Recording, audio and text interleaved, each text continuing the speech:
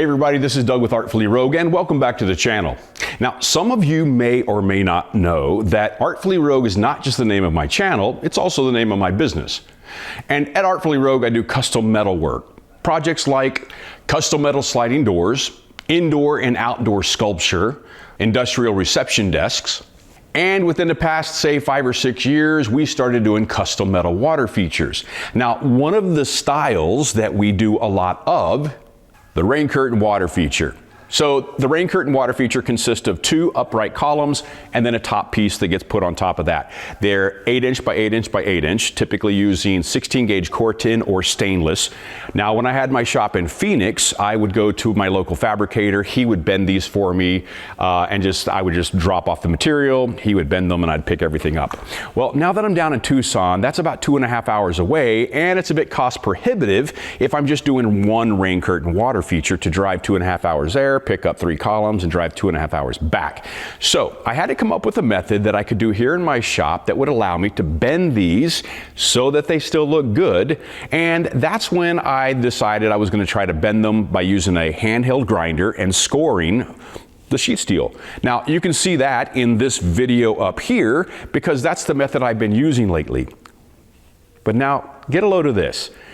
So one day I'm working in the shop. My son's also working in the shop. He has his own business where he makes heavy swords, primarily for people working out. And I'm watching him cut these swords. It's a flat bar and he's using a circular saw with a cold cut blade on it. And it got me thinking, well, as opposed to using my grinder to score the sheet steel, I wonder if I could set the depth on the circular saw just enough to cut halfway into 16 gauge. Now, that's going to be tough just because it is maybe 1 millimeter, if that, maybe 3/4 of a millimeter. So it's very, very, very thin. But that's what we're going to do here in this video. I'm going to set the circular saw, set up a guide, and we're going to try to score this sheet steel and see how easy it is compared to the grinder. Now, if you don't have a circular saw and you don't have a cold cut for that circular saw, you can use the grinder method. You can see that video right here.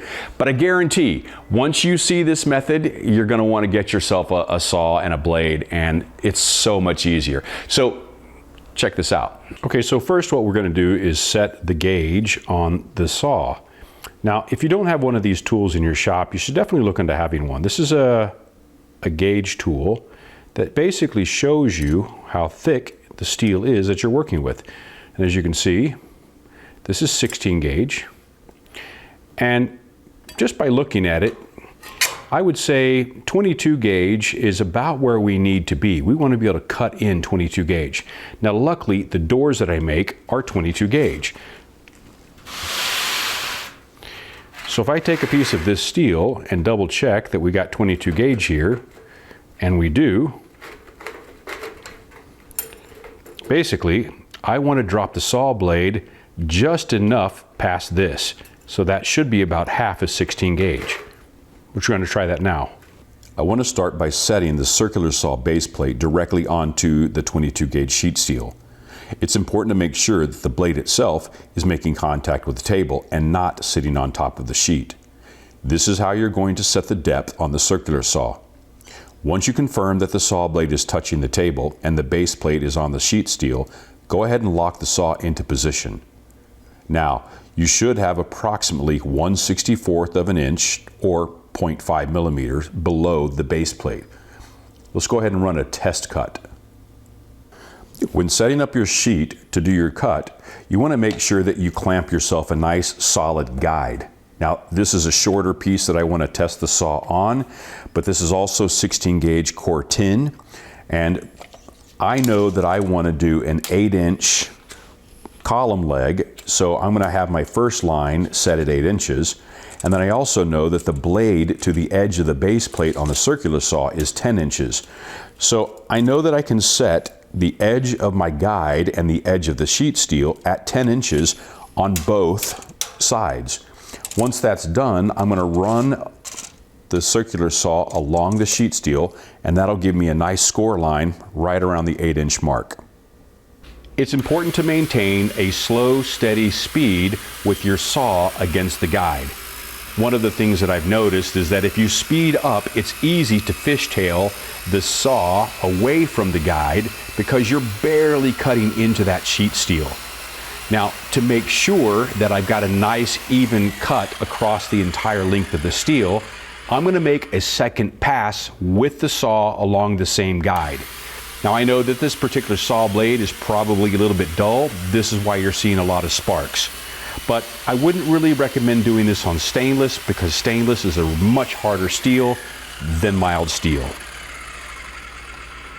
So as you can see, I made 2 passes to make sure everything was even, and it's a nice clean bend. It was real easy to bend. Now granted, this is only a short 2-foot piece, but the inside corner is looking really clean, and the outside corner also looks really good. I don't see any hot spots. Everything looks nice and clean. I think it's time to try the 8-foot sheet.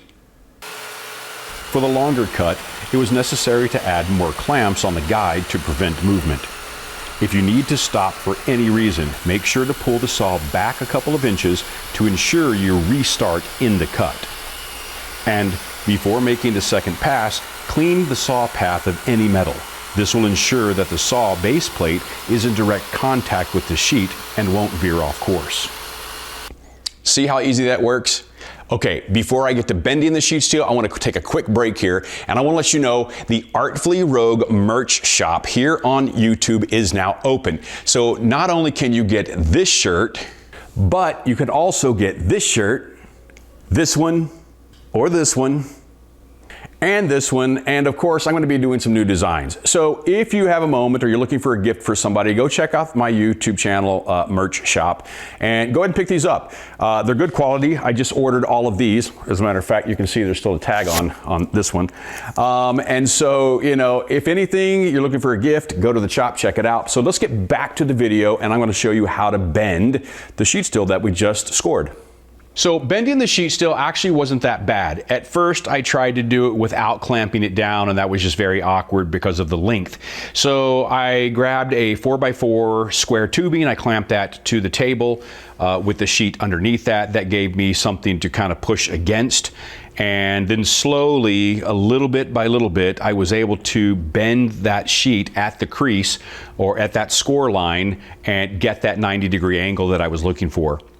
I think in the future what would help this is if I had a tool that I could slide over the sheet that would allow me to bend the entire length at the same time, and that would provide a bit more leverage during the bending process. So I have to say I'm pretty pleased with this new method. One, with the depth set on the saw, there's no way that I burn through or go through the steel. It's one thing I have to keep an eye on because this particular saw has a tendency to lose its grip, so to speak, on the depth, and it will vibrate to a point where it becomes loose. But I'm super pleased with how this came out. As you see, I needed to get some kind of support on the table so I could actually bend the second side, but it bended clean, or it bent clean, and I don't have to touch up any welds on the outside, which is nice. Okay, so I hope you found that useful. If you'd like to support the channel, consider getting yourself a t-shirt. If you haven't already subscribed, please do so now. And if you liked what you saw, give me a thumbs up. If you have comments about what you saw or suggestions for other videos, leave those down below. I try to get to all my comments. I'll see you in the next video.